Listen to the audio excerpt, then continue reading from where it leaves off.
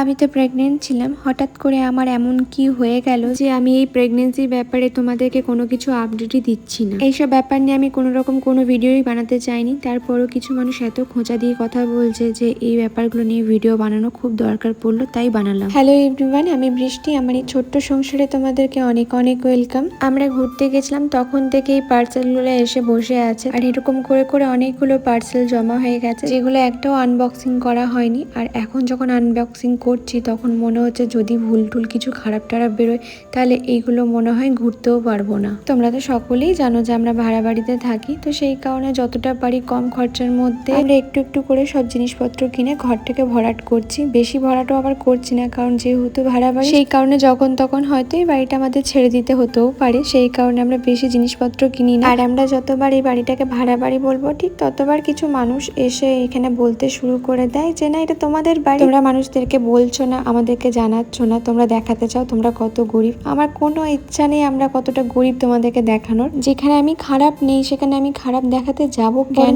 তোমাদের মতো কিছু মানুষরা আছে যারা দেখতে চাই যে আমরা ঠিক কতটা খারাপ আছি আর খারাপটাই দেখতে চাও। আর যখন আমরা কোনো কিছু ভালো দেখানোর চেষ্টা করি ঠিক তোমাদের মতনই কিছু মানুষ এসে ভুলভাল কমেন্ট করো, ভুলভাল কথা বলো, আর যে জিনিসটা নয় সেটাকে বারবার করে সত্যি প্রমাণ করার চেষ্টা করো। আমি না এরকম একটা ছোট্ট পাড়ার ট্রলি নিয়েছিলাম, ট্রলি যেই ট্রেগুলো হয় না সেরকম নিয়েছিলাম। তোমরা তো জানো আমার কোনো আলাদা করে ড্রেসিং টেবিল নেই, তো সেই কারণে এরকম ট্রলিটা নিয়েছিলাম। এর মধ্যে ছোটোখাটো যে মেকআপের জিনিসগুলো আছে বা যাবতীয় জিনিসগুলো আছে সেটা যাতে আলমারির পাশে রাখতে পারি। প্রথমে ভেবেছিলাম একটা না ছোট্ট করে একটা শোকেস বা ড্রেসিং টেবিল নিই, তারপরে দেখলাম যে না, বেশি জিনিসপত্র বাড়িয়ে কোনো লাভ নেই। আগেই তো যাযাবরের মতো জীবন, সেই জীবনে আলাদা করে নতুন করে কোনো কিছু জিনিস অ্যাড করা মানে বোকামোর মতনই কাজ করা। তাও যতটুকু ছিমছাম ঘরটাকে সাজিয়ে গুজিয়ে রাখা যায় ততটুকু সাজিয়ে গুছিয়ে রাখতে পছন্দ করি, তো ওই জন্য আর থাকতে পারি না। এই যে ট্রলির মতো যে র্যাকটা দেখছো, এটা 4টে টোটাল সেট আছে, দেখতেও ভীষণ সুন্দর আর দামটাও কিন্তু খুব কম, জানো তো, ওই জন্যই আমি নিলাম। লিঙ্কটা তোমাদেরকে দিয়ে দেবো। আরও কিছু জিনিস এসছে, তো প্রীতম এখানে খুলে খুলে সব জিনিসগুলো চেক করছিলো যে সব কিছু জিনিস ঠিকঠাক এসছে কিনা। এইগুলো সব আমার সাজগোজের জিনিসপত্র রাখারই জিনিসপত্র কিনেছিলাম। আসলে আমার ব্রাশগুলো অর্ক নিয়ে জাস্ট রীতিমতো নষ্ট করছে, সেই কারণে এরকম একটা ব্রাশ রাখার স্ট্যান্ড কিনেছিলাম। আর এটার মধ্যে আমার একটা রান্নাঘরের বিশেষ জিনিস আছে, যখন সাজাবো তোমরা দেখতে পারবে। তো এটা আমি খুলে দেখছিলাম জিনিসটা ভালো এসছে কিনা। এর আগেও এই ট্রেগুলো আমি কিনেছিলাম। আজকে সকালবেলায় ঘুম থেকে উঠেই ভেবেছিলাম একদম হালকা পাতলা রান্না করব, তো সেই কারণে এখানে একটু মুসুরির ডাল সেদ্ধ করেছি, জাস্ট 5 ফোড়ন আর শুকনো লঙ্কা দিয়ে ঝোঁকেছি, আর কিচ্ছু দিইনি এর মধ্যে। আর আজকে খুব সকাল সকাল রান্না শুরু করেছি, সেই কারণেই জানো তো কালকে রাতে কিছু কাটাকুটি করে রেখে দিয়েছিলাম। আজকে বলতে পারো সবকিছু মোটামুটি ভাজাভুজিই করব। অনেকদিন বেগুন ভাজা খাওয়া হচ্ছে না, তাই ভেবেছিলাম বেগুনটা ভাজবো। এখানে বেগুন পটল সবই কেটে রেখেছিলাম, তো এগুলো একে একে ভেজে নিচ্ছি, হালকা ধুয়েও নিচ্ছি, ফ্রিজে রেখেছিলাম তো ভাবলাম ধুয়ে নিই তারপরে রান্না করব। আমি অনেক আগে নাকি ভিডিওতে একবার লিখেছিলাম যে আমি নাকি প্রেগনেন্ট, সেই কারণে অনেক মানুষ লিখছে এখন যে তুমি ভিউজের জন্য মিথ্যা কথা বলেছিলে, তুমি কোনো সময় প্রেগনেন্ট ছিলে না। আবার অনেকে বলছে বাচ্চাটার কি নষ্ট হয়ে গেছে বা এভরিথিং, অনেক কিছুই প্রশ্ন করছে আমাকে। আমি অনেকবার ওই ভিডিওতে বলেছিলাম যদি আমি প্রেগনেন্ট হয়েও থাকি তো আমি এই প্রেগনেন্সির ব্যাপারে তোমাদের সাথে কোনো কিছু শেয়ারই করব না। যদি কোনোদিন মা হয়েও থাকি না তাহলে কখনোই আমি প্রথম এই ব্যাপারগুলো শেয়ার করব না। যখন আমার মনে হবে তখনই আমি তোমাদেরকে বলবো যে হ্যাঁ এই ব্যাপারটা এটা হয়েছে। আর যারা আমার ভিডিও বরাবর দেখে আসতো তারা কিন্তু এই প্রশ্নগুলো একটাও করেনি। এই প্রশ্নগুলো তারাই করেছে যারা আমার ভিডিও খুব মাঝে সাঝে দেখে। আর এরা কিন্তু কোনো ভালো সময় দেখি না আমাকে কোনো রকম শুভেচ্ছা জানাচ্ছে বা এভরিথিং, কিছুতেই এদেরকে দেখি না আমাকে ভালো কিছু লিখছে। এরা তারাই যারা আমাকে সবসময় খোঁচা মেরেই কথা বলে। কিছু কিছু মানুষ তো আবার আমাকে এটাও বলছে বাচ্চা দুটোকে নষ্ট করে দিয়েছো, দিয়ে ড্যাং ড্যাং করে নাচ। এই কাজগুলো না তোমরাই করতে পারো, আর এগুলো তোমরা করো বলে অন্য মেয়েকে এসে এভাবে জঘন্যভাবে টার্গেট করো। আমি সোশ্যাল মিডিয়ায় আছি তা বলে এই না সোশ্যাল মিডিয়াতে আমি সব কিছু শেয়ার করি। তোমরা যদি আমার ওই ভিডিওগুলোতে দেখো সেই ভিডিওতেও কিন্তু আমি খুব একটা ক্লিয়ারলিভাবে কিচ্ছু বলিনি তোমাদেরকে। তোমরা যদি কোনো মানুষের কথা বুঝতে না পারো তার দায়িত্ব আমার না, বলো। আরও একটা কথাও তোমাদেরকে বলি, আমার যদি মিসক্যারেজ হয়েও থাকে তো সেই ব্যাপারটা নিয়েও আমি সোশ্যাল মিডিয়াতে বলবো না। কারণ জানো তো একটা খুশির খবর যতটা আনন্দ করে আমরা শেয়ার করতে পারি, একটা দুঃখের খবর কিন্তু ততটা ভালো করে আমরা সবার সাথে শেয়ার করতে পারি না। আসলে শেয়ার করতে ভয় লাগে, কারণ জানি এই দুঃখের সময় কেউ পাশে থাকে না, সুখের সময় সবাই পাশে থাকতে পারে। দেখো যারা আমার প্রথম থেকে ভিডিও দেখেছো তারা জানো ভালো করে যে আমার শরীরের কন্ডিশন কতটা খারাপ হয়ে গেছিলো। আর এই কন্ডিশনে যদি দাঁড়িয়ে আমি মা হতেও চাই না, সেটা যে খুব সুস্থভাবে হবে সেটাও না। আর যদি সত্যিকারে আমার মিসক্যারেজ হয়েও থাকে তাহলে তোমরাই ভেবে দেখো তোমরা কিভাবে একজন মাকে খোঁচা মেরে কথা বলতে পারো। এটা শুধু আমার বেলায় নয়, এই কিছুদিন আগে আরেকজন দেখেছিলাম বাচ্চা নষ্ট হয়ে গেছিলো, তো তখনও দেখেছিলাম তাকে এত বাজেভাবে খোঁচা মেরে সবাই কথা বলেছিল। আসলে মেয়েরা যে সব থেকে বড় মেয়েদের শত্রু সেটা তো বারবার প্রমাণ হয়েছে। আর এইসব প্রশ্ন কিন্তু যারা করে তারা কিন্তু আমার ডেলি ব্লগ দেখে না, এগুলো তারাই করে যারা উদ্ভট এসে পড়ে একদিন দুদিন ভিডিও দেখে আর একটা মানুষকে হুটহাট করে 15 মিনিটের ভিডিও দেখে জাজও করে ফেলে। অনেক হলো মনের কথা, এবার চলো রান্নাতে যাই। আজকে একটুখানি উচ্ছে আলুতে একটা তরকারি বানাবো, তেঁতো তরকারি, খুব ভালো হয় এই গরমে, খেতে দারুণ লাগে। আর যেহেতু দেখো বোতলগুলো প্রচুর নোংরা হয়েছে, দুর্গাপুরের জল এত খারাপ আসছে না এখন কিচ্ছু বলার নেই। আর এই গরম তো পড়লো আর জলের সমস্যা আরো বেশি করে শুরু হয়ে যায়। সারা বছরই জলের কিছু না কিছু সমস্যা তো থাকে, কিন্তু এই গরম পড়লে মনে হয় একটু বেশি বেড়ে যায় দুর্গাপুর দিকে জলের সমস্যাটা। যেহেতু আমাদের এই বাড়িটাতে না কুয়ো আছে তাই আমার এতটাও অসুবিধা হয় না, কিন্তু খাবার জলের অসুবিধাটা বড্ড হয়ে যায় জানো তো। তো এইদিকে উচ্ছে আলুটাকে না একটুখানি নুন একটু হলুদ দিয়ে ভাজতে দিয়েছিলাম, তার মধ্যে দুটো কাঁচা লঙ্কাও আমি দিয়ে দিয়েছি ভাজা করে। অর্কটটা তুলে রাখবো, তারপরে আমাদেরটা তরকারি করব। প্রথম খাবার খেয়ে চলে গেছে, তারপরে কিন্তু আমি বাকি রান্নাগুলো করছি, মানে একদম সিম্পল খাবার খেয়েও চলে গেছে। দেখো আলু আর উচ্ছেটা বেশ ভালো করে ভাজা হয়ে গেছে, এর মধ্যে অ্যাড করে দিলাম একটুখানি পেঁয়াজ, কাঁচা লঙ্কাটাও দিয়ে দিয়েছি, আর নুন হলুদ তো দেওয়া ছিল সেই কারণে আর আলাদা করে আমি দিইনি। অর্ক তো তরকারি খাবে না সেই কারণে ওর জন্য এই ভাজাটা তুলে রাখবো। আমাদের অর্ক না আবার তেতো খেতে খুব ভালোবাসে, ওকে তেতো খাওয়ার জন্য আমাকে কোনোদিন জোর করতে হয়নি, নিম পাতা থেকে শুরু করেও সব খায়, একদম ছোটবেলা থেকে অভ্যেস করেছি, তাই কোনো রকম অসুবিধা হয় না আমার। এই যে অর্কটা একটু বাটি করে তুলে রেখে দিলাম, এরপর এর মধ্যে একটু টমেটো দিয়েছিলাম, তোমরা টমেটোটা স্কিপ করতে পারো, একটু সর্ষে আর একটু পোস্ত বাটা দিয়ে দিলাম এর মধ্যে। এবার এটাকে ভালো করে একটু মাখা মাখা তরকারি বানাবো, একটু জল দিয়ে এটাকে ফুটতে দিয়ে দেবো। ব্যাস একটু মাখা হয়ে গেলেই এই তরকারিটা রেডি হয়ে যাবে।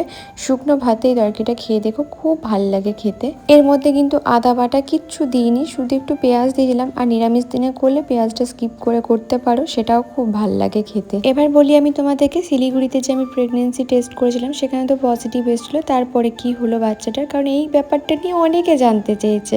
আমার খুব অবাক লেগেছে যে আমার এত শরীর খারাপের পর কিছু মানুষ এটা জানতে চাইছে যে আমি যে প্রেগনেন্ট ছিলাম তো আমার বাচ্চাটার হলো কি। মানে কি অদ্ভুত ধরনের এইসব মানুষদের কথাবার্তা, ভাবতে পারছো ওই সময় আমি নিজেকে বাঁচাবো না আরেকটা আমার ভেতরে যে প্রাণ আছে তাকে বাঁচাবো, সেইটার জন্য কিছু মানুষ আমাকে খুঁটি জিজ্ঞেস করছে, মানে জানতে চাইছে, নিজের মুখ থেকে স্বীকার করাতে চাইছে যে তুমি বলো যে তোমার বাচ্চাটা নষ্ট হয়ে গেছে, আর তুমি তোমার এক্সপিরিয়েন্স শেয়ার করো যে তোমার বাচ্চাটা নষ্ট হলো তার এক্সপিরিয়েন্স বলো। সত্যি আমরা মেয়েরা কত কিছু না পারি বলো, আমরা মেয়েরা মেয়েদেরকে এত বাজেভাবে আঘাত করতে পারি না।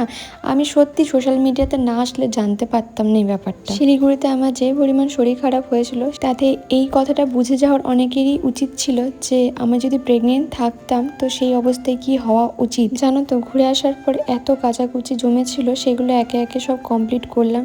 একদিন না প্রায় 4 দিন লেগেছে এই সব কাচাকুচিগুলো করতে।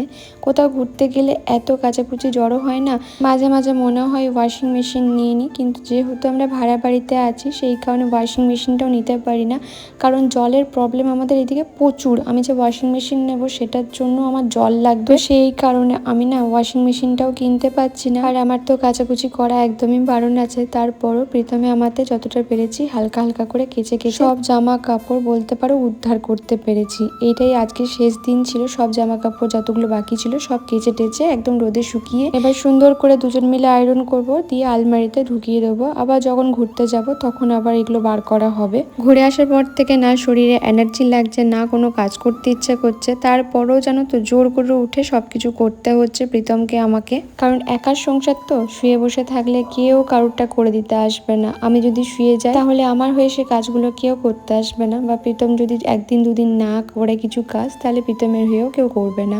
তাই আমাদের দুজনকেই জানো তো প্রতিদিন উঠতে হয় আর প্রতিদিন এইভাবেই কাজ করতে হয়। সবাই বলে না একা থাকা খুব ভালো, বিশ্বাস করো একা থাকার যে কি জ্বালা না সেটা একমাত্র আমাদের মতো মেয়েরাই জানে। একদিন যদি শুয়ে বসে থাকি না তাহলে পুরো সংসার ডোলোমোলো হয়ে যায়। আর অর্ক তো এতটাও বড় নয় যে অর্ক সব কাজ করতে পারবে, তাও ওর বয়স অনুযায়ী ও অনেকটাই কাজ করে দেয়। এই যে দেখো আমি যেমন জামা কাপড়গুলো তুলে দিচ্ছি, ও একটা একটা করে সব জামা কাপড় তুলে তুলে গিয়ে রাখবে। এখন আবার সুন্দর করে জামা কাপড় ভাঁজ করতেও শিখেছে, তো সেটাও ও মাঝে মাঝে করে দেয়। আর এখন আমি বানাবো হচ্ছে মাছ পোস্ত। প্রীতম বলছিল আমাকে যে মাছটা যদি একটু পোস্ত বানিয়ে দিস খুব ভালো হয়। আজকে একটু না শুকনো শুকনো করে মাছ পোস্তটা বানাবো। আর এদিকে অর্ক বলল, মা আমি মাছ পোস্ত খাবো না, তুমি আমাকে মাছ ভাজা দিয়ে ভাত দাও। তো এখানে অর্ককে মাছ ভাজা, পটল ভাজা, এখানে উচ্ছে আলু ভাজা করেছিলাম সেটা দিলাম। আর তার সাথে দেব হচ্ছে ডাল। ব্যাস এই দিয়েই ভাত দেবো। তো আমি ভাবছি সামনে অর্কর জন্মদিন আসছে, অর্ককে ভাবছি একটা কাঁসার থালা গিফট করব। তাহলে কি বলো তো, কাঁসার থালায়ও ভাত খেতে পারবে ছোটো পাড়া। আসলে আমার আছে বাট খুব বড়, ও খেতে চায় না অত বড় কাঁসার থালায়। এই যে দেখো একদম শুকনো শুকনো করে পোস্তটা করেছি, বেশি কিছু না, পেঁয়াজটাকে জাস্ট ভেজে নিয়েছি লাল লাল করে, কাঁচা লঙ্কা দিয়েছি আর পোস্তটাকে একটু কাঁচা লঙ্কা দিয়ে মানে বেটে নিয়েছি। ব্যাস আর কিছু না, জাস্ট পেঁয়াজটা ভাজা হয়ে গেলেই মাছগুলো দিয়ে নাড়াচাড়া করে একটু পোস্ত দিয়ে একটু জল দিয়ে নামিয়ে নেবো। একটু লাস্টে কাঁচা তেল ছড়িয়ে দিও, খুব ভাল লাগে খেতে এই মাছ পোস্তটা। একটু ঝোলঝোল করে নামালেও ভাল লাগে, আমি একটু শুকনো শুকনো করে নামিয়েছি। এই যে আমার মাছ পোস্ত একদম রেডি হয়ে গেছে। এই রান্না করতে করতেই কতটা বেলা হয়ে গেল। এরপর স্নান আছে, স্নান টান করে কালকে অর্ক সব স্কুলের বইগুলো নিয়ে এসেছি, ওইগুলোই আবার আমাকে সব কিছু কাজ করতে হবে, মানে মলাট দিতে হবে, অনেক কিছু কাজ বাকি আছে, এখনো বাসন ধোয়া বাকি আছে, ঘর মোছা বাকি আছে। এগুলো সব কিছু করে নেওয়ার পর তারপরে বসবো মলাট দিতে। এই যে সব বইগুলো এবার বের করে করে আস্তে আস্তে সব মলাট দেবো। এই যে একবারই জানো তো, এদের বই কিনবার সময় ওদের স্কুলের নাম দিয়ে সব কিছু দিয়ে একদম মলাট পাওয়া যায়, সেগুলোই কিনে নিই, যাতে আমাকে আবার আলাদা করে সব কিছু আবার সেট না করতে হয়। একদম কাটিং করেই পাওয়া যায় মলাটগুলো, এগুলো বেশ ভালো। তো এই যে কটা বই আছে, এই কটা বই দিয়ে দিলেই হয়ে যাবে। এখনও কপিগুলো যেহেতু আসেনি, মানে কপি এখনও কিনি, যখন কপিগুলো কিনবো তখন আবার আলাদা করে সেগুলোকে মলাট দিতে হবে, এই আর কি। দেখো যারা আমাকে বলো যে আমি ভিউজের জন্য এই করি, হ্যান করি, ত্যান করি, শুধু একটা কথাই বলবো, ভিউজের জন্য কিছু যদি করার থাকতো তাহলে অনেক কিছুই করতে পারতাম, অনেক দিন আগের থেকেই করতে পারতাম। আমি না এই সোশ্যাল মিডিয়াতে অনেক আগের থেকে আছি, বিশেষ করে সেই 2018 সাল থেকে আছি। আমার যদি ভিউজের জন্যই এত কিছু করার থাকতো তাহলে শুধু মিথ্যা বলতাম না, আরও অনেক কিছু করার থাকতো, সেগুলোই আমি করতাম। কারণ জানি নোংরামো করলে ভিউজটা বেশি পাওয়া যায়, কিন্তু বিশ্বাস করো আমার কোনো দরকার নেই ভিউজের। আমার যেটুকু ভিউজ আসুক না কেন আমি তাতেই খুশি, কারণ এটা আমার ভালোবাসার জায়গা। আমি না সোশ্যাল মিডিয়াতে ভিডিও বানাতে খুবই ভালোবাসি, তো সেই কারণে বানাই। যেদিনকে ভালো লাগবে না সেদিনকে আমি ভিডিও করা ছেড়ে দেবো। কারণ অনেকে বলে নাকি সোশ্যাল মিডিয়ায় ভিডিও করার নেশা কেউ ছাড়তে পারে না, ব্যাপারটা তা না। টাকার লোভটা না, টাকার থেকেও বড় কথা হচ্ছে ধৈর্য আর এই কাজটার প্রতি তোমার কত ভালোবাসা আছে সেটা। কারণ আমি আগে খুবই ভালোবাসতাম, এখন তো আমি রেগুলার ভিডিও দিও না। আমার কেন জানি না এই জায়গাটা আমার এখন আর ভালোই লাগে না, মানে সোশ্যাল মিডিয়া জায়গাটা এখন একদম ভালোই লাগে না। কিছু কিছু মানুষ বলে তুমি টাকার জন্য ভিডিও করো, তোমার তো ভালো লাগবেই, কিন্তু না, আমার ভালো লাগে না। তোমরা একটা জিনিস লক্ষ্য করবে, আমি কিছু বছর আগে কিন্তু এখান থেকে কোনো টাকা ইনকাম করতাম না, কিন্তু আমি রেগুলার ভিডিও দিতাম। কিন্তু এখন আমি এখান থেকে টাকা রোজগার করলেও আমি রেগুলার ভিডিও দিই না, তার কারণ হচ্ছে আমার জায়গাটা ভালোই লাগে না। কারণ এখন সবাই নাকি কন্টেন্ট ক্রিয়েটার হয়ে গেছে, যে যাকে নিয়ে পাচ্ছে ভুলভাল কথা লিখছে, যে যাকে নিয়ে পাচ্ছে তার চরিত্রে দাগ লাগাচ্ছে, যাকে যা খুশি বলে দিচ্ছে, তাতেই নাকি এরা কন্টেন্ট ক্রিয়েটার হয়ে যাচ্ছে। আর এখন তার থেকেও বড় কথা হচ্ছে, খারাপ জিনিস তো অনেক দূরে রাখো, ভালো জিনিস দেখাতেও ভয় লাগে মানুষের। কারণ এই ভালো জিনিসটার মধ্যেও যে ঠিক কীভাবে খুঁত বার করতে হয়, এখন সবাই সেটা শিখে গেছে। কারণ জানো তো, এখন সবাই একটা জিনিস জানে যে যত বেশি নেগেটিভ ছড়াতে পারবো কাউকে নিয়ে, তত বেশি তাড়াতাড়ি আমরা উঠতে পারবো। এখনও পর্যন্ত কাউকে দেখেছো একটা কোনো কাউকে নিয়ে পজিটিভ ভিডিও বানিয়ে কাউকে সম্মান জানাতে? কাউকে দেখতে পারবে না, কারণ ভালো করে জানে কারণ এই পজিটিভ বললে যতটা না উঠবে তার থেকে বেশি নেগেটিভটা বললে বেশি ভালো উঠবে। আর কিছু কিছু মানুষ তো থাম্বনেল নিয়ে পড়ে, আমি নাকি থাম্বনেলে ভুলভাল লিখি। আর এই কথাগুলো যারা বলে না, মাঝে মাঝে তাদের গিয়ে থাম্বনেলটা আমি যখন দেখে আসি না, তখন নিজেরই হাসি পায় যে তারা আবার কীরকম থাম্বনেল লেখে নিজেদের ভিডিওগুলো তোলার জন্য। তারা আবার আমাকে জ্ঞান দেয় যে আমি নাকি থাম্বনেল ঠিকঠাক লিখি না। আমি অন্তত যেগুলো ভিডিওতে থাকে সেই নিয়ে থাম্বনেলটা দিই। আমরা যারা সোশ্যাল মিডিয়াতে কাজ করছি তারা খুব ভালো করে জানি যে থাম্বনেলটাকে যদি সুন্দর করে না তৈরি করতে পারি তাহলে হয়তো মানুষজন এত ইন্টারেস্ট দিয়ে আমাদের ভিডিওটা দেখবে না। তো সেই কারণে থাম্বনেলটা তো সুন্দর করে সাজাতেই হবে, কারণ আমরা সোশ্যাল মিডিয়াতে ভিডিওগুলো দিই যাতে আমাদের ভিডিওগুলো ভিউজ আসে। কারণ সারাদিন পরিশ্রম করার পর ভিডিওটাকে এডিট করে এমনি এমনি তো মুখ দেখতে ছাড়ি না, ভিউজ আসার জন্যই ছাড়ি। এবার কিছু মানুষ হয়তো বলবে যে ভিউজ আসলে তো টাকাও আসবে। অবশ্যই টাকা যখন আমাকে একটা প্ল্যাটফর্ম থেকে দিচ্ছে তখন সেই টাকাটা আমরা নেব না কেন? ভগবান ভগবান যদি তোমাদেরকে ওই সুযোগটা দেয় না, তোমরাও সেটাই করবে। কারণ টাকা আমরা সবাই ভালোবাসি, টাকার জন্য আমরা সবাই সবটাই করি। কারণ দিনের শেষে আমাদের কিন্তু টাকাটা দিলেই কিন্তু সুখে থাকবো, আমরা জিনিসপত্র কিনতে পারবো, একটু ভালো মন্দ খেতে পারবো। কিন্তু এটাও আমি তোমাদেরকে বলি, আমার কিন্তু ইউটিউবে টাকা ইনকাম না হলেও কিন্তু আমার কখনো খাবার অভাব হবে না, সেটাও আমি জানি। কারণ আমার স্বামী কিন্তু পুরো সংসারের দায়িত্বটাই চালায়। তোমাদেরকে আমি এটাও স্বীকার করেছি, জানো তো, যখন আমার শরীর খারাপ হয়েছিল তখন আমার ইনকাম দরকার ছিল। কারণ আমার যে ট্রিটমেন্টটা চলছিল সেটা কিন্তু খুব অল্প টাকার ট্রিটমেন্ট ছিল না। আমি যেটুকু টাকাই সোশ্যাল মিডিয়া থেকে রোজগার করেছিলাম না সেই সময়, তো সেই সব টাকা কিন্তু আমার বেরিয়ে গেছে ট্রিটমেন্টের পেছনেই। তাই অযথা কিছু মানুষ যে আমাকে এত কথা শোনায় না, আমি শুধু তাদের কথাটা ভাবি। স্বামীর উপার্জনের টাকায় বসে খেতে সবাই পারে, কিন্তু সেই স্বামীর পাশে একটু ভালো কাজ করে যদি আমরা তার পাশে দাঁড়াই, এটা কজন পারে বলো তো? আর আমি জানি সোশ্যাল মিডিয়াতে আমি কি ধরনের ভিডিও দিই, এটার জন্য আমার একটুখানিও অনুতপ্ত হয় না যে আমি কি রকম ধরনের ভিডিও করি বা রোজগার করি। কারণ আমি জানি আমি যথেষ্ট ভালো ভিডিও বানাই, আর ভালোভাবে ভদ্র, যাতে 5টা মানুষ আমার ভিডিও বসে দেখতে পারে সেরকমই কিন্তু ভিডিওগুলো আমি বানানোর চেষ্টা করি। 1 ঘন্টার মধ্যে, 1 ঘন্টাও লাগেনি, 1 ঘন্টার মধ্যে আমি এই বইগুলো সব মলাট মানে কভার দিয়ে দিলাম। এখনও কপিগুলো আসেনি, কালকে রাতে শুধু বইগুলোই কিনে নিয়ে এসেছি। তারপর খাতা মানে যে কপিগুলো আছে ওগুলো আসবে, ড্রয়িং বুক আছে, ওগুলো করলে 1 ঘন্টা বাকি আছে, এগুলো করে দেবো। আজকে থাকলে আজকেই হয়ে যেত। তো এইগুলো কমপ্লিট আমার। প্রথম বলছিল একবারে কি তুই পারবি? আগের বারও আমি একবারই দিয়েছিলাম, এবার আমি একবারই দিলাম। এটাই হলো ব্যাপার।